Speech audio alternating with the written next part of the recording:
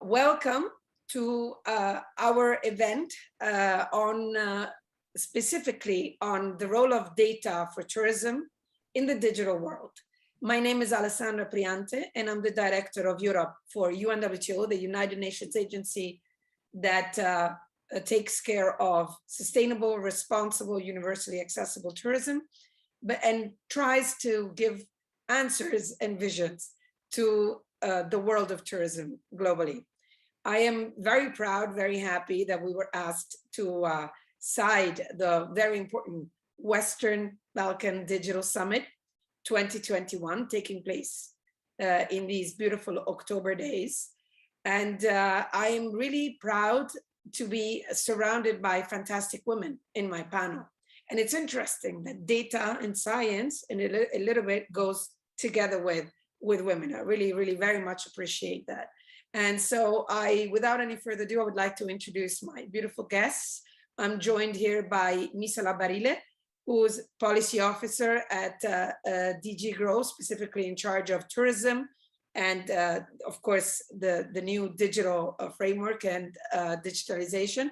We have Linda Ristagno, who's wearing many hats. I was saying on one head, and Linda is from IATA, and definitely she's the Assistant Director for External Affairs, but she's also in charge of the global governance regarding as well inclusion and accessibility. And IATA, as you might know, is the Association for Travel. So, and she's specifically, the members are airlines. So we're definitely talking about moving. And last but not least, my beloved and esteemed colleague, Sandra Carvao, who's the chief of the Tourism Marketing and Competitiveness and Intelligence of UNWTO. And she is the person that we internally, but also I believe the whole world of tourism externally looks up to when it comes to data and when it comes to understanding a little bit what the trends of the future are. So thank you, ladies, first of all, for being with us. I am very sure that our audience are going to enjoy this talk very much. As promised, we will be lightning. We will be shedding some light on some issues. So I would like to open the conversation with you, Sandra, because of course we're talking about data and tourism. And many people recognize you and UNWTO for actually being the ones who give those data. They wait for us, and sometimes obviously we disappoint them because we give them, especially recently, not very nice data, but data are data, so we have to be very honest and true. So Sandra, why don't you try to share with us all the things that you do in just a few minutes? Thank you very much, Alessandra, and it's great to be with this fantastic panel of ladies, as you mentioned, and share insight, but also share the challenges that we have in transforming data into knowledge and into policies, because I always say data by itself has no value. So if you allow me, I'll just briefly share some of the work that we at UNWTO have been doing. And this work has naturally been accelerated with the pandemic. We are already working on the creation of a series of dashboards that would allow sharing of UNWTO data. And as you mentioned, we are in a privileged situation because we gather data from all the countries in the world. We are the organization that has the official statistics from all countries in the world gathered in the different indicators. And that allows us to have an overall view of where we are going. And unfortunately, in recent year and a half, the sites haven't been very good, but they are improving. That's the important note. A year ago, we didn't even know if the vaccine would work. Now we are seeing borders opening, and I think this is a very important message that also data can show. So what happened in our side of data?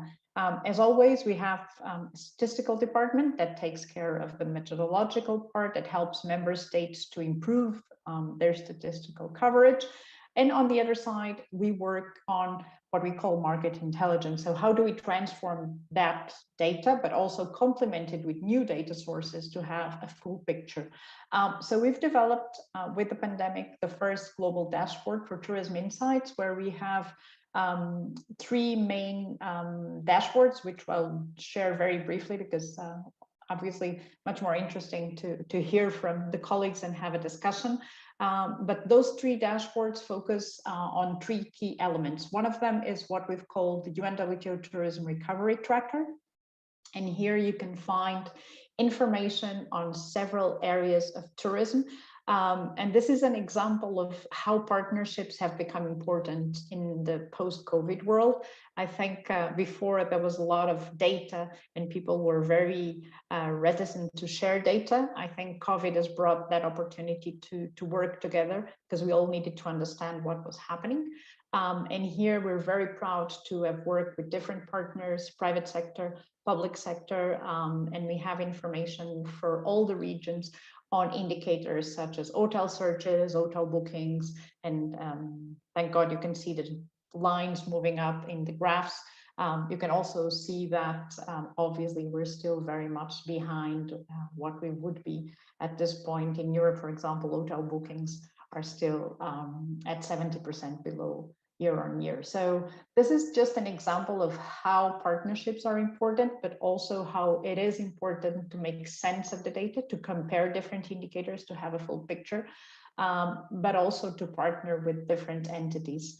As you can see, this also is available on a time frame. So this is a publicly free tool that UNWTO has created and is available for anyone that can enter our website and explore more on the different regions.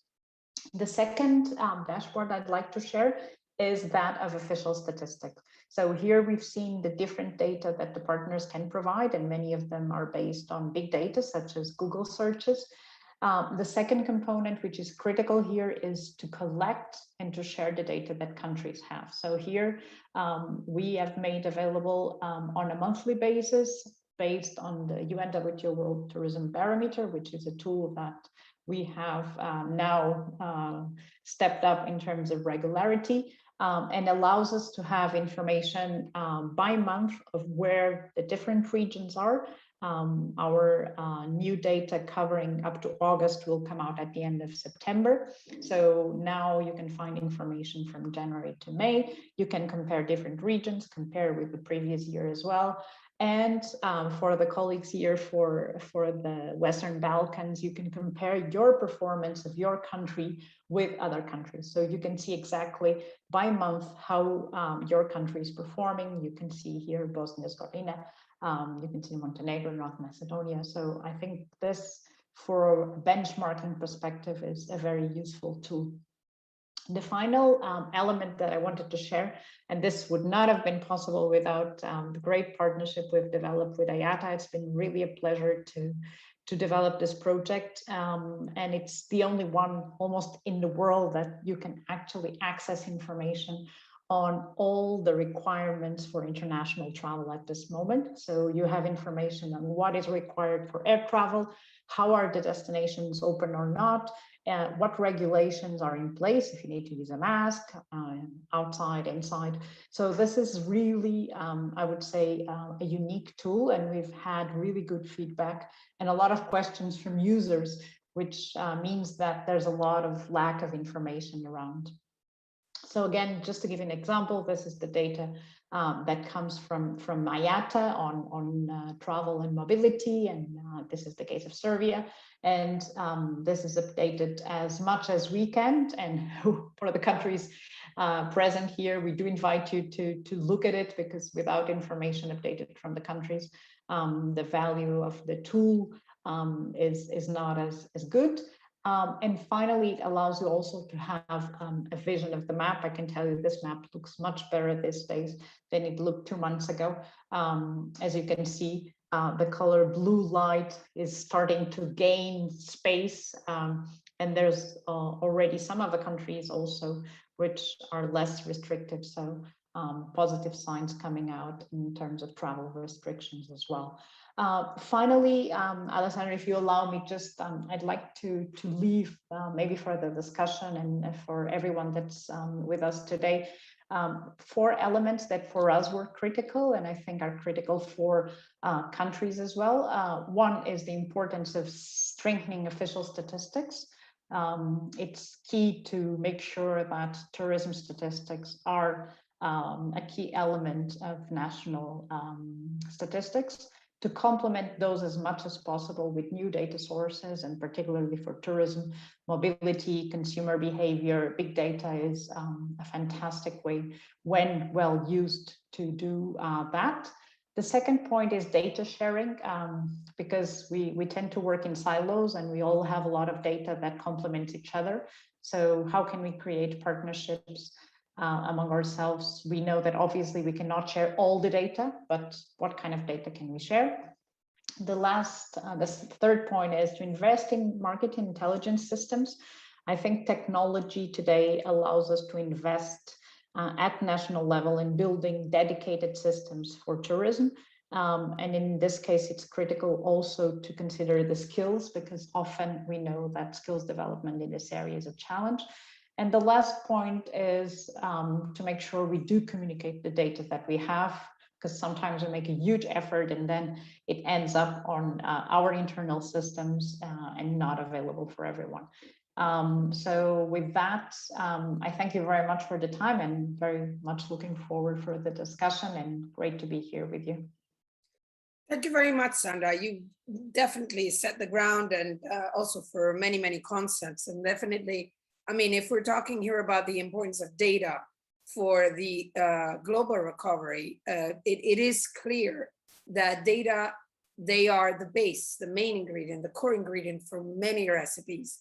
The point is that now we need to definitely step it up and bring it up to a level of, as you very gracefully shared with us as a vision, bring it up to a level of knowledge where, these data are really useful, they're used, therefore we are empowering not only the data collection, the data analysis, the data collaboration. So as we normally say, data, data, data, data. Linda, Sandra sent you a beautiful ball. Now, I don't know if you play tennis, paddle, ping pong, whatever, but Ayata seems to be a beloved partner in this data journey that we've undertaken in the post-COVID. What do you think about it? What's your experience? And mainly, what would you like to share with us? Do you have any insights? Yes, actually, as you know, Ayata is different. We have different data as well. I'm trying to share with you the screen, the presentation that I had prepared, because we took another angle in reality. That was a public opinion survey that we ran since the inception of the COVID. Now, forgive my technology. Let me see, I'm trying to share my screen. And I'm going to do you see the presentation? We do, my dear, absolutely. Okay, perfect. Thank you, Alessandra. So actually I liked, first of all, very much the presentation of Sandra, because she was providing the perspective of data as a source of information. What we did with Ayata since the COVID-19 started, because as you know, borders were closed from one day to the other, so we were found unprepared, and people couldn't fly. So what we did, I will go back to that slide after. We started a public opinion study that wanted to listen from the passengers, because we had the data related to the bookings, how the bookings were going down, and the tickets and so on. But we started saying, what is the feeling of the people? I mean, who is traveling on our aircraft are persons. Let's try to listen from them. So we fielded a survey of 4,700 airline travelers, and we split them between business and leisure travelers in different countries. Those that you see are the major countries where before COVID-19 people were traveling, so our major markets. So we started from 2020 when COVID started hitting, and then we continued up to May 2021 is the last feedback that we have. we have other waves of this survey. What we started investigating was first of all to determine how passengers were reacting to this to COVID-19. As you will remember, in 2020, only few borders were shut, and those were principally in Eastern countries, in some Eastern countries. So we were still traveling. I still remember I was traveling. COVID I didn't feel that this was really a pandemic. I felt that this was something belonging to someone else or to some other areas. Then finally, in April 2020, we started investigating the specific areas of concern about travel, if passengers would like to travel again, and what would make them feel safer. So at the beginning was really regarding safety on board, safety at the airports for those borders, very few borders that were still allowing, very few regulators that were still allowing passengers to travel. Then we continued and up to 2021, where we are focusing now, where the perception and the opportunity to travel has increased. But where passengers and travelers have specific understanding and specific feelings regarding vaccinations, testing, about reopening borders and what this would mean for the future travels. We don't have, of course, the time to look at the overall survey, but I wanted to share some feelings. This is regarding the May 2021 survey. What we know is that passengers won't wait long to travel. And this is true. If you allow me to go back to the first slide, this was the pent-up demand for leisure air travel once the borders, the UK borders, were open in May. So people started immediately booking their flights to the green list destinations. So you will see how here bookings had gone up immediately from 1 week to the other. And then finally, there were again some restrictions. So the feeling and the perception and even the willingness to travel went down again. This is actually for passengers who wanted to travel for leisure destinations. And then, so passengers won't wait long to travel. Many of them, the 57%, would wait 2 months or less once the restrictions, and with restrictions we intend the quarantines or the tests and so on will be eliminated. Also, what we experience is that passengers want the right balance between managing COVID-19 and the economic restart. So passengers feel safer compared to what it was 2020, even at the end of 2020. But also they want to see from governments that that exists a certain balance between managing the biosafety risk and the economic restart. I think I'm one of those that hasn't stopped traveling, and I feel safe traveling myself. They feel that closing border to travel is an effective measure, but these measures should decrease as soon as we are able to contain the pandemic. And also border closure seems unnecessary. Imposing is a way of decreasing the freeness of passengers to travel. And then they feel also that borders should reopen once the virus is contained, or measures or risk management measures are put in place. Passengers want to share data. When it goes, we asked many questions. When one of those was related, which data passengers were willing to share in regards of vaccinations, testing certifications, and so on. They want to share data, but they want to make sure that data are secured and there are standard systems. What we felt is that passengers are feeling frustrated for the fact that there exist different tools And those tools and those data are now stored in a central database. So this is very important also, because if you consider that some passengers are not able to manage their data themselves. For example, I work on accessibility, and I see that aging population is the one who is less, they want to share the data because are the ones, passengers with disabilities, for example, and passengers who are growing old are the ones who really want to travel much more than others. This is what we have experienced as well. But they feel uncomfortable to not to share their data, but their data are not stored in a central database. And some of them, they even want to use paper. So there is still this, difference. So in short, what we have seen from all those research is that people want to get borders open safely, and they want to return to normal life. It's now time to go back.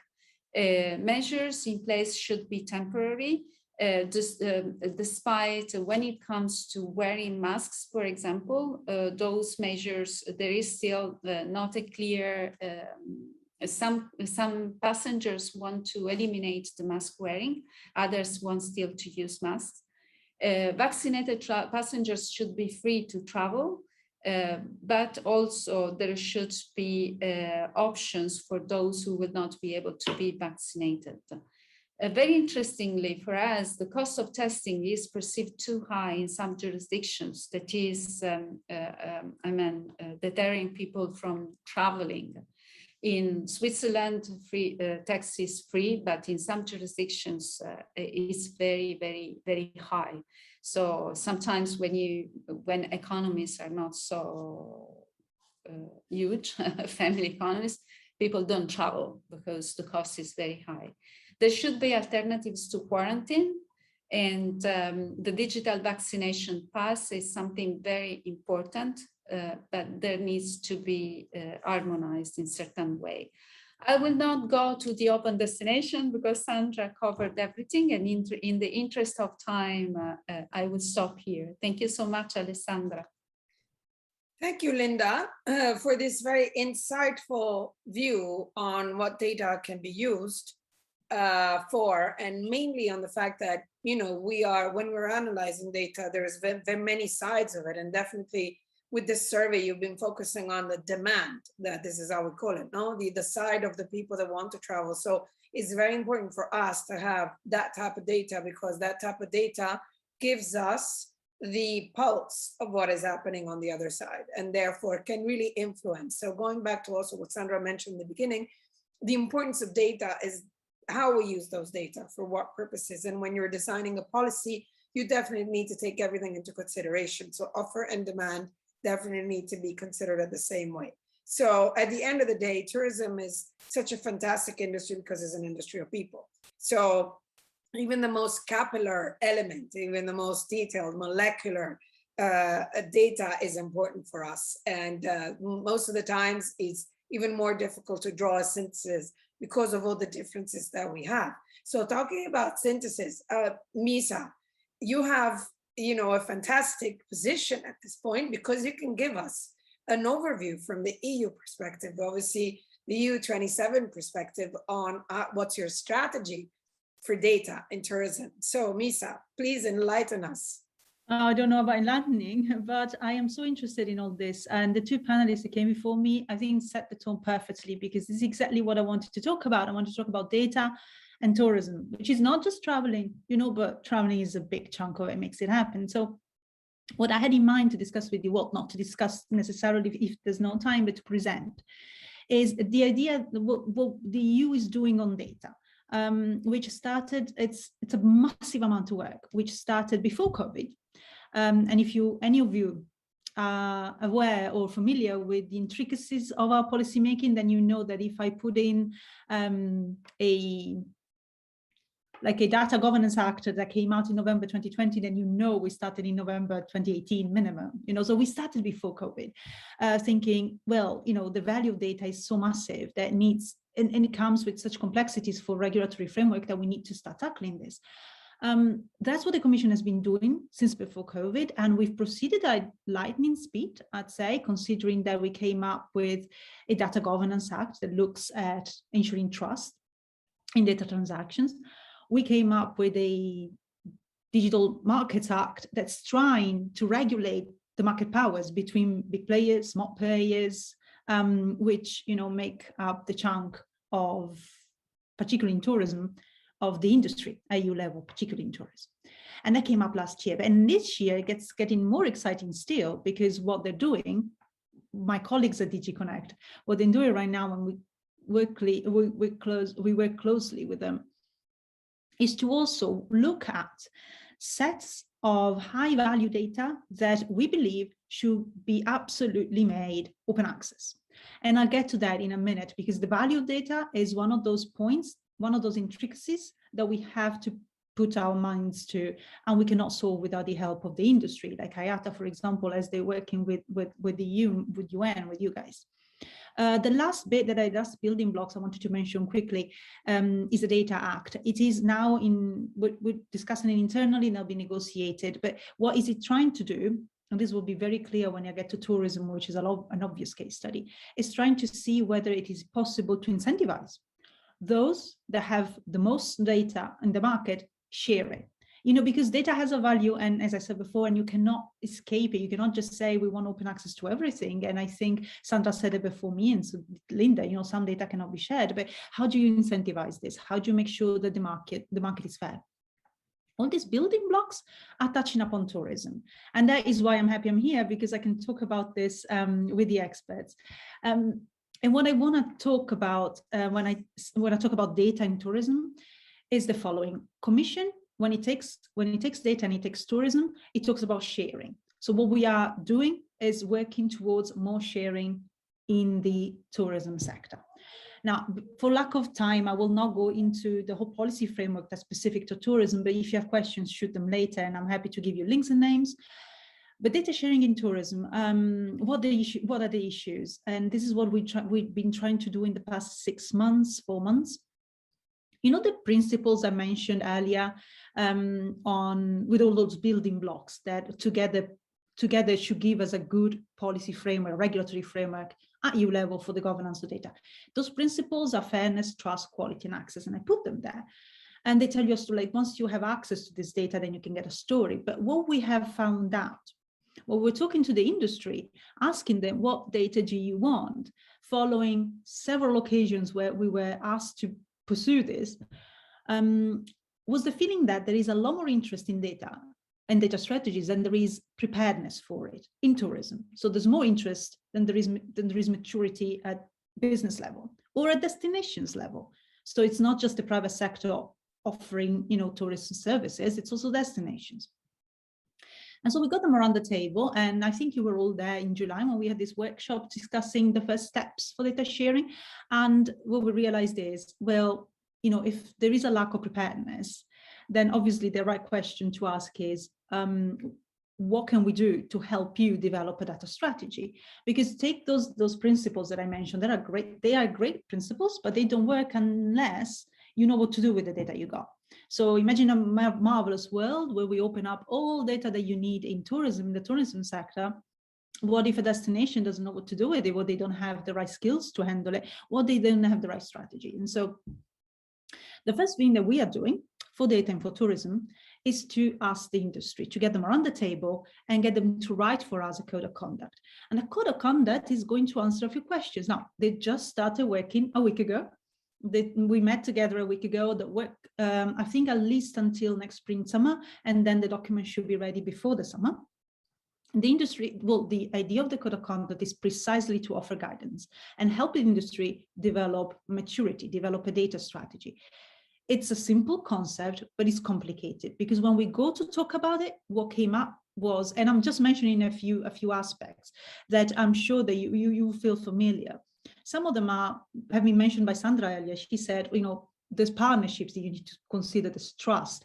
And this is what we found in the case studies that we saw that the winning cases, the good cases, we saw that it's not just about setting up technical standards for sharing. This is about collaboration and trust. So you need to make sure the trust is established.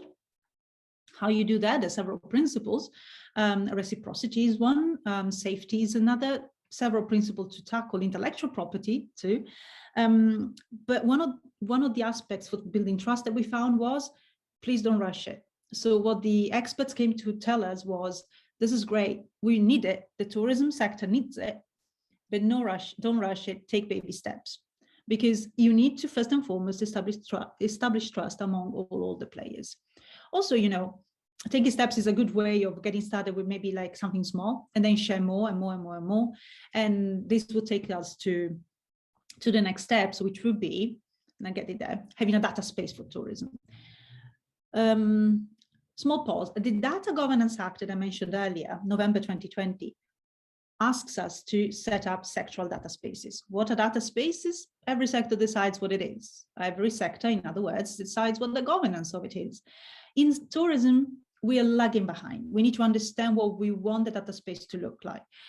We want it to be interoperable with other sectors. So if mobility and traveling have one, and they will have one, we want our data space to be connected to theirs, for data to be shared, to be interoperable. We want it to be safe, and most of all, we want it to offer access to real-time information. And I'll get to that. Statistics are super important, but what we've been asked by the industry also to have is real-time information, which makes business competitive and destinations competitive. And interestingly, when we asked the industry and the destinations, yes, but which data would you like to have?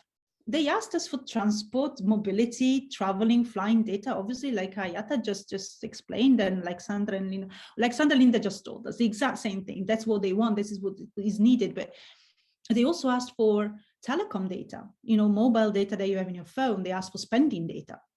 So there's many sets. Essentially, what they came to us to ask for was, give us the possibility to cross-refer this data. And that's why, and this will be the code of conduct. Yes, we say data, data, data, like you said, data, data, data. This is the keyword, but together with it is also skills. Because if you don't know what to do with the data, and I'll go back to my other slides, then no point accessing it. Now, because it's been mentioned, and I don't want to buy into any time for discussions, the colleagues have mentioned big data and statistics together. And what you guys are doing paved the way and inspired us to do something rather similar and extremely important for the policymakers and for the destinations. You probably know the Eurostat has launched this pilot project that is now up and running. It took them a couple of years to get to that, because there's this step you need to take when you share big data and statistics. You need to make sure you speak in the same language, and that's what it took. But they got there. And we have these 4 major platforms sharing their data with Eurostat. Eurostat's data is really high quality. And now it's still historical, but very soon, before the end of the year, we will have some 2021 data available on the Eurostat's website. So that's really number one for whoever needs to have a better understanding of what is going on. And then at DG Grow level, so the Eurostat, you know, doesn't belong with DG Grow, it's EU, but it's not Commission. At Commission level on our website, we will try to help as well for tourism by developing a dashboard. Now, you know all about this because we talked about this, but for those who are listening and would like to know, this will be active next year, 2022, and it's the same idea. We want to provide indicators and visuals for policymakers to measure sustainability, digitalization, and resilience for the sector. This is what I wanted to talk about. If there are questions or further discussions, I'm more than happy to take you forward. Thanks. Thank you very much, Misa. And I think definitely we need to have at least one round of questions, because I do want to leave the audience with some food for thought, besides inspirations, of course, from all your inputs. And therefore, I would like to ask you ladies for a little bit of patience to follow me in a little bit of a roundup of what we said, because many things emerged. I took a lot of notes, and especially I would like to take it from you, Misa, like closing the circle a little bit.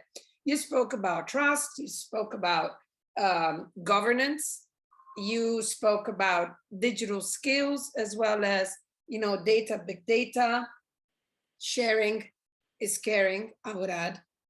Privacy issues that were also mentioned by Linda in the sense of, you know, okay, now there's this new tools that really require for us single people to share data. I would like to start though with a very important concept, and Sandra, if I may, I would like to pass the ball directly over to you, because you mentioned something, Misa, about historical data, statistics. Statistics set the methodology. And unfortunately, with data, what really matters is the continuity of the methodology.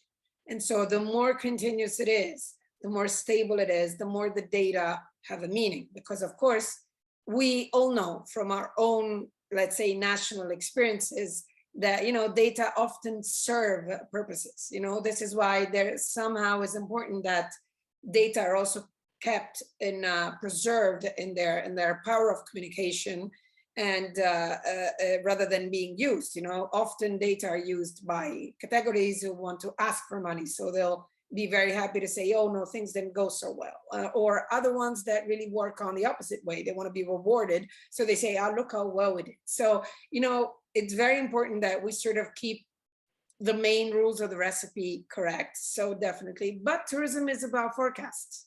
It's not even about real-time data, if I may like slightly disagree, because the problem that we're having right now is that we're not able to really return to the nature of tourism, which is that we shouldn't be talking about what's happening in 2021, rather what is going to happen in 23, 24. And in this sense, I would say with UNWTO, we ran a very extensive global survey also on trying to identify when potentially we would restart. And taking from this, I also would like to the way I pass the ball to Sandra is, Sandra, you've launched and spoke about many times about, you know, and you said it today, we're not silos. You know, we need to communicate. We need to communicate our results, but also communicate between each other, because often what happens is people don't understand which source to pick. So they will go like each one advertises its source as being the source, but then there's not really, and maybe we should reach some kind of, you know, a holistic approach also between different organizations. So in this specific, Sandra, what would you advise in terms of really trying to find this working together method that you as well have initiated with your department, with the Data for Good Alliance in all these months with the COVID? Let's say that we're out of COVID. How do you plan on keeping this good thing happening? For example, collaborating with the EU for their new dashboard next year. Thank you, Alessandra. I think, as I mentioned in the beginning, the good part of the pandemic is that it has brought us together, and I think we will continue together. We've seen the benefits of sharing data and also of processes, because dealing with data is never easy. It's very nice when you see the dashboards nice and shiny on a screen, but there's so much work behind and so many challenges that we also learn from each other on those challenges. How do we develop skills? As Misa was saying, we realized in our member states, which are ministries of tourism or tourism boards, that only a few will have dashboards. Only a few will be working with partners on mobile data or card spending or other types of consumer data. So I think there is a work that is between the organizations, and there's a work that us and the European Union at their level have, and IATA with the airlines, of helping the members to also work together, because they were not also used to it. And they would come and say, I want the data, but themselves, they also need to learn inside their countries to work together and among themselves. We've actually started something which we're in a totally testing phase with the European Travel Commission, with some of the national tourism organizations of the European Travel Commission, which we call Data Lab. And it's not more than, let's do a mapping of where you are, and let's see what challenges you have, and let's see how we can learn from each other. And this is, you know, it seems simple, but we need a platform for this to happen. And I think COVID has brought that. The second point is, many administrations had not seen the value of data in tourism until this happened. So now it's also the moment of saying, crises happen, and unfortunately this was the biggest one we've ever lived. we need to invest in data and in skills to manage that data. So the next time that we face and we want to build resilient destinations, we need to understand issues like domestic tourism, which is a big challenge. Measuring domestic tourism is probably one of the biggest challenges we have, and now it is the segment which is more important for recovery in most of the countries. So I think there's two learnings from here. One, the partnerships will stay, and the second one is, through this crisis, the value of tourism was highlighted. So hopefully also the investment and the political will to invest in data and in knowledge will be higher. Thank you, Sandra. And needless to say, we're all looking forward for the end of September to see how well the summer has gone, also thanks to domestic tourism, definitely. So I'm one of the ones who's like dying to go out of that -87, because I'm sure we've gotten much, much better. Misa, taking from this, you mentioned digital skills. Now, data, and we said this throughout this conversation, need to be used.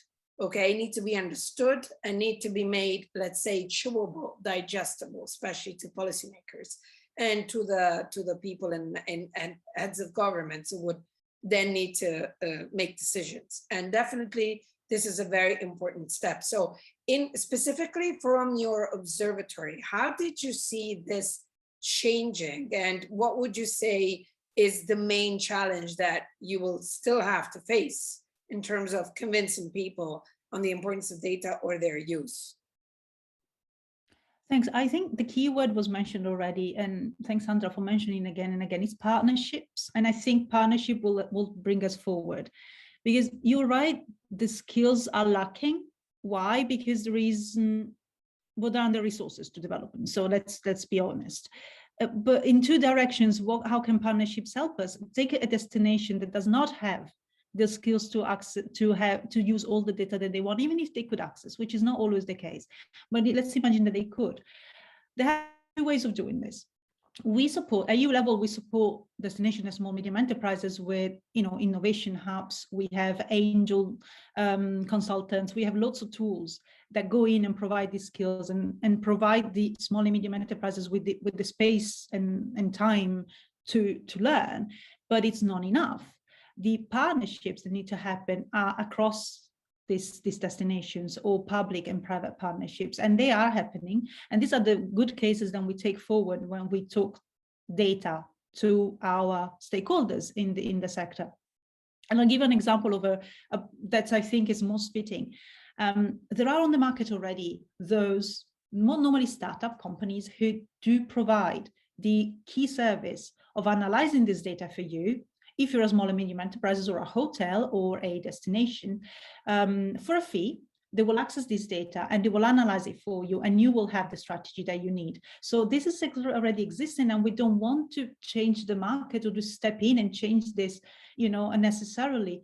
But these services come at a cost, and not everyone can meet those investments. So what we want is for the stakeholders to get together and partner up. And this is, I think, what's going to carry us forward. Great. And definitely, I would say, Linda, that, data have been very useful in your case, even though definitely, you guys were very much in shock, throughout all these big travel restrictions. I particularly like I'm sorry, I'm not supposed to say it. Of course, I am taking sides, but, I particularly like the way that we pictured and colored the travel restrictions. And so it's, as Sandra was mentioning, it's really refreshing to see some lighter blue taking space in the future. But Linda, what do you think is going to happen for real? Because now you were showing us some feelings, basically, also of the consumers and stuff, but what are your members saying? What are they feeling? How are they actually looking at data? What's their perspective? Well, there is hope, certainly, with the news coming from the United States. So we hope that international travels will restart.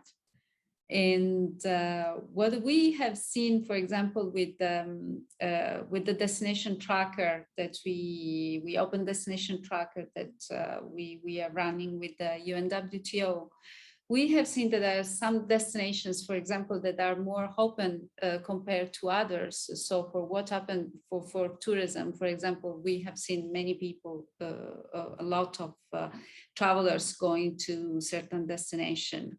What's going to happen, it's interesting because forecast is positive, not as positive as we would like to see, but really we have, I think that we will see much more coming from the news of United States opening to vaccinated travelers is still very, very new. So we expect to see how bookings will go, what passengers we will do after that is, after this very, very good news that we were expecting. It's interesting what also Misa was saying in regards of the analysis of the data and the analysis of big data. I think that we are doing both things in IATA. We are using the perception of the passengers because especially this was very important because COVID struck in as something that unexpected. So nobody had the instruments to think to the future. So I think that every industry had to rethink to the strategy, to rethink what the future will look like. Same as not only passengers, but also airlines, destination stakeholders. So, for example, from the UNWTO, the destination tracker, we are analyzing the data and we are using those data to support certain destinations that are open for business. We are doing this with our regions and also advocating with the countries on the importance of this tracker. So how important is that they keep this tracker updated. And of course, through the airlines information, passengers, they know exactly what is open for business. And but the future, let's see, we hope is much more positive now, yeah. I would say it has to be, Linda. Otherwise, as I always joke when I speak in conferences, it means that we all need to look at our next job because then it's going to become very difficult for all of us. Now, as usual, I mean, they tend us to accuse of talking too much. But the problem is that when you talk data, honestly, and I share this very much, you wouldn't never want to end. But let me just add one thing before I want to ask you, I want to challenge you. You have to give me one keyword before I leave you and the audience with this thanking everybody, especially, I mean, you ladies for taking time to participate to this contribution to the Western Balkan Digital Summit. I would like to just give you some hints about the Western Balkans because that's a very interesting region. I mean, at the end of the day, we are at UNWTO, we are the world, IATA, definitely. And we have this very specific angle, which is the governance angle that everyone looks at, which is the EU. But the Western Balkans are also moving in a very interesting direction. They're really coming together as a region, obviously looking at the EU very close geographically and also in all the other major variables, but they're also very, very advanced. So you'd be sort of interested to know that, for example, they ran many things like the Balkathon. The Balkathon was an initiative that, of course, sounds very familiar, but it was very, very successful, especially in the younger levels in the SMEs and, entrepreneurship of the startups. They have run something which is called the barometer, but mostly the Balkan barometer on the sentiment more than on the actual quantity data. And what really emerged in general, I would say, which is very similar also to our situation, is that data are important beyond their quantity and measurement element, but they're important also because of the quality that they talk about. And the fact that they describe what is very much also a personal situation. So when you have, for example, Linda, you were showing us, all the the fears of sharing and the elderly not really very much getting into the digital world and stuff. I mean, data have such an immense communicative power that definitely we cannot afford anymore to not look at data as our main source of information, much beyond what I was mentioned before. Therefore, to close and to give some food for thought for our audiences in the Western Balkan and beyond, I want to ask you ladies for one key word. So data is, Sandra, one word. Answering your doubt, make the right questions, and that's the key. Okay. Misa, data is? Fuel. For once, somebody didn't say that tourism is the petroleo, you remember? Which data is fuel to us. I'm Data always is fuel. skeptical when I hear that, but thank you. Data is fuel. Thank you. Linda. Well, I think data is about collaboration, and harmonization is very important of the data and analysis as well. So I gave you 3 words. Okay, it's fine. The 3 words have a big meaning. Thank you very much. Thank you, Ms. Alabarire. Thank you, Sandra Carval. Thank you, Linda Ristaño. And thank you, everybody, for listening, and see you very, very soon. Maybe we'll come and visit you in the Western Balkans. Why not? Thank you very, very much.